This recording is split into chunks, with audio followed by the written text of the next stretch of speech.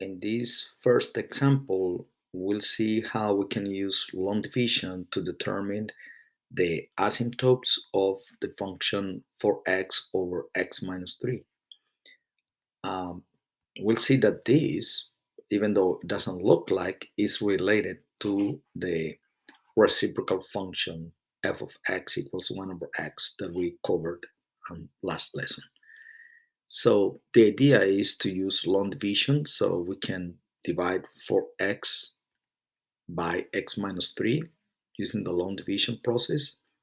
Main point here is that we get a quotient of 4 and 12 over x minus 3, which is the remainder divided by the divisor. So we can express that same function in this equivalent way. And here we can see there is a translation of that reciprocal function. So we can determine the vertical asymptote is x equals 3 and the horizontal asymptote is y equals 4. And of course, knowing that, we can easily graph the function. Even though this method is something we can always use, we will try to get an even easier way to determine the horizontal asymptotes of a function. But this is for you to try. Please try this method and pause the video and don't forget to check your answer.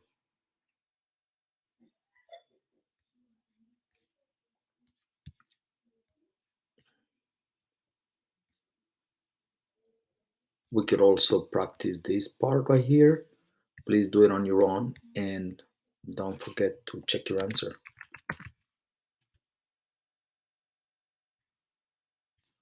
Once you do that, we'll move on to example 2, how to find asymptotes of a rational function. So our first step is to determine the domain of the function. So we have to exclude those values of x that make the denominator x squared plus 7x plus 12 equals 0.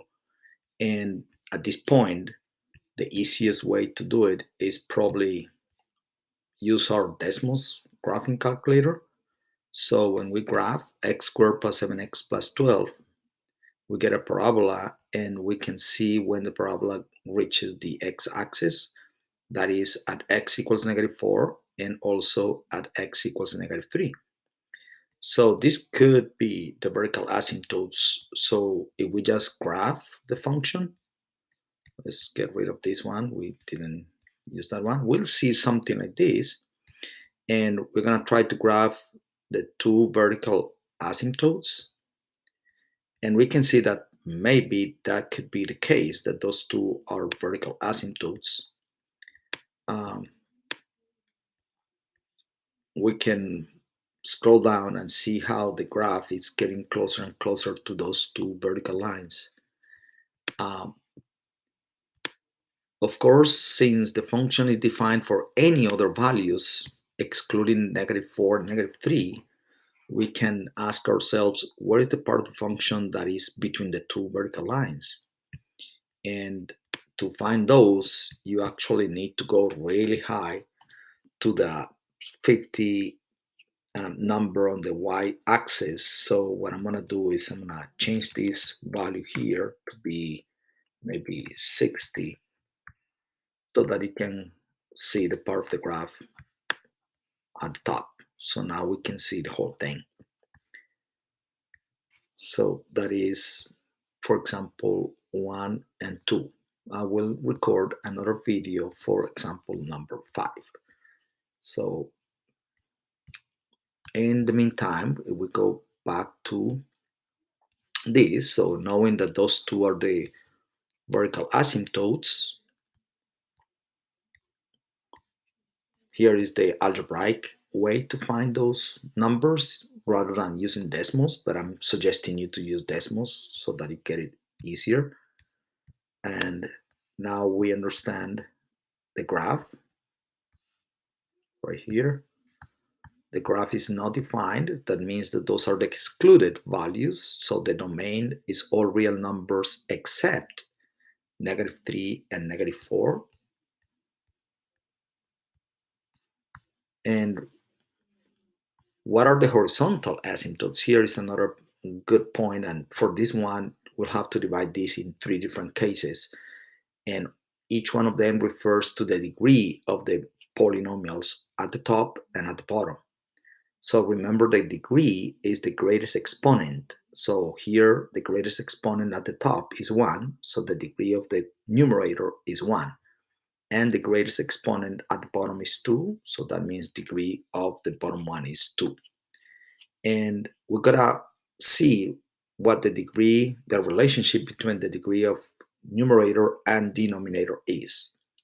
So in first case, when the degree of the numerator is less, like such as in this case, then we know that the horizontal asymptote is 0.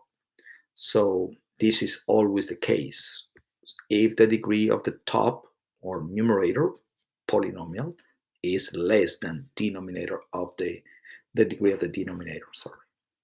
So for case number 2, what if it is greater? There are three cases, right? Either the degree of numerator is less than the denominator. Now we are considering the case where it is greater. And in that case, there is no horizontal asymptote. And last case is what if they are the same degree? And in that case, I would divide. So I would divide the two leading coefficients. So this is not the case here, but if you had like this polynomial in which the top polynomial is degree 2 and the bottom polynomial is also degree 2, the leading coefficients are 2 and 1. So an easiest way to do that example number 1 in this same video is to divide 2 by 1. If you divide 2 by 1, that gives you the y equal 2, which is the equation of the horizontal asymptote. So to summarize, 0 if the degree on the top is less than the denominator. At the bottom, there is no horizontal asymptote if it is greater than the denominator. And if they are equal, you will divide only the leading coefficients, meaning the numbers with in the greatest with the terms in the terms of the greatest exponent. So 3, in this case, 2 over 1. This is not a good example because these are different grades, different degrees. All right, so maybe the last thing will be like for you to do some calculations and follow those 3 steps to find the asymptotes, horizontal and vertical. And after you pause your video, we'll show you the answer, but same thing you can do. But I don't want you guys to cheat on yourselves, but actually try it. All right, so that'll be it for those 2 examples. So